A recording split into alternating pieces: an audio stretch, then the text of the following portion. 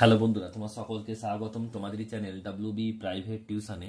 তো আজকের এই ভিডিওতে আমরা রায় মার্টিন প্রশ্নবিচিত্রা 2025 পঞ্চম শ্রেণীর ইংরাজি বিষয় যে তোমাদের প্রথম ইউনিট টেস্টের জন্য 2 নম্বর স্কুল রয়েছে 57 নম্বর পেজে, এই প্রশ্নপত্রের সম্পূর্ণ উত্তর নিয়ে আজকের এই ভিডিওতে আমরা আলোচনা করব। চলো ভিডিও শুরু করা যাক। তোমাদের যে প্রথম রিডিং স্কিল সিনটা নেওয়া হয়েছে এ ফিট অন ফিট, এখান থেকে নেওয়া হয়েছে। কি বলছে দেখো, প্রথমে বলছে out of all the climbers on the expedition only 4 would get a chance to make an attempt to reach the summit. বলছে এতগুলো পর্বতারোহীর মধ্যে শুধুমাত্র 4জনই সুযোগ পেয়েছে যে আহ, শীর্ষে পৌঁছানোর জন্য, পর্বতের শীর্ষে ওঠার জন্য। Hunt the team leader, hunt হচ্ছেন যে দলের নেতা। সিলেক্ট 2 টিম অফ ক্লাইম্বার্স, দুটো দল তৈরি করেন। The first team include Tom, বলছে বার্ডিলন অ্যান্ড চার্লস ইভান্স। বলছে প্রথম যে দলে ছিল কারা, দুজন ছিল কে, টম, বলছে বার্ডিলন আর হচ্ছে Charles Evans. While Edmund Hillary and Tenzing Norgay made up the second team, এবং দ্বিতীয় দলে ছিল এডমান্ড হিলারি আর হচ্ছে Tenzing Norgay. The first team left on May 26, 1953 two reach the summit of Mount Everest. প্রথম দলটা 26শে মে 1953 খ্রিস্টাব্দে তারা শুরু করেছিল মাউন্ট এভারেস্টের শীর্ষে পৌঁছানোর জন্য। The two men made it up to about 300 feet short of the summit and still the highest any human being had yet reached। বলছে ওরা দুজন মানুষ, তারা 300 শীর্ষে ওঠা ঠিক 300 ফিট কম উঠেছিল, যেটা এখন পর্যন্ত মানুষের ওঠা সবচেয়ে শীর্ষস্থান ছিল। বলছে they were force to turn back after they encounter bad weather.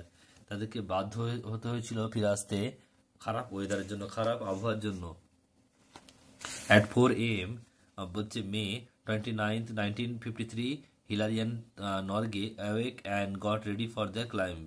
বলছে ভোর 4টের সময় 29শে মে 1953 সালে হিলারি আর নরগে জেগে উঠেছিল তারা পাহাড়ে ওঠার জন্য, ক্লাইম্ব করার জন্য। Hillary discover that his boot had frozen and spend 2 hours defrosting them. বলছে হিলারি লক্ষ্য করেছিল যে তার বুটটা জমে গিয়েছিল বরফে এবং 2 ঘন্টা সময় লেগেছিল সেটা বরফগুলো গলাতে। The two men left camp at 6:30 a.m। সকাল 6টা 30 মিনিটে তারা ক্যাম্পটা ত্যাগ করে। Upon their climb they came up the particular difficult rock face, but Hillary found a way to climb it. তারা যাত্রার পথে তারা তাদের সামনে একটা কঠিন পাহাড় পেয়েছিল, যদিও হিলারি একটা রাস্তা খুঁজে পেয়েছিল এটাকে, পাহাড়টাকে ওঠার জন্য। The rock face is now called is Hillary step.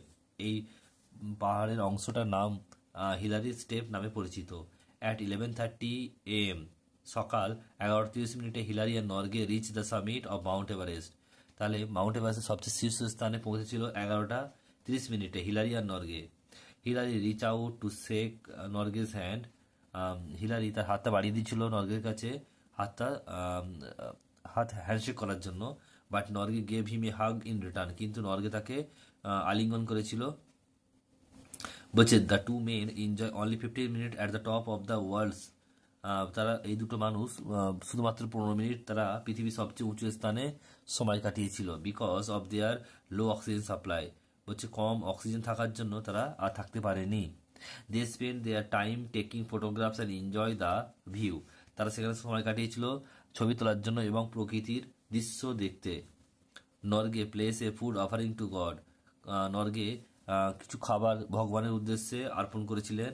When their 15 minutes were up, যখন তার 15 মিনিট হয়েছিল, হিলারি আর Norgay made their way back down to the mountain. 15 minute পর তারা কিন্তু আবার তাদের মাউন্টেন থেকে ফিরে আসার পথে ধরেছিল নরগে আর হিলারি।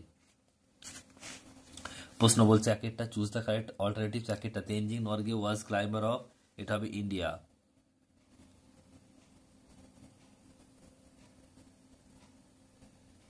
নেক্সট বলছে দেখো here Everest refer to an, a or an, এটা মাউন্টেন হবে, এ মাউন্টেন হবে। নেক্সট প্রশ্ন বিয়ের দাগের কমপ্লিট দ্য সেন্টেন্স। একটা হিলারি বলছে Hillary and Norgay reach the summit of Mount Everest at 11:30 AM.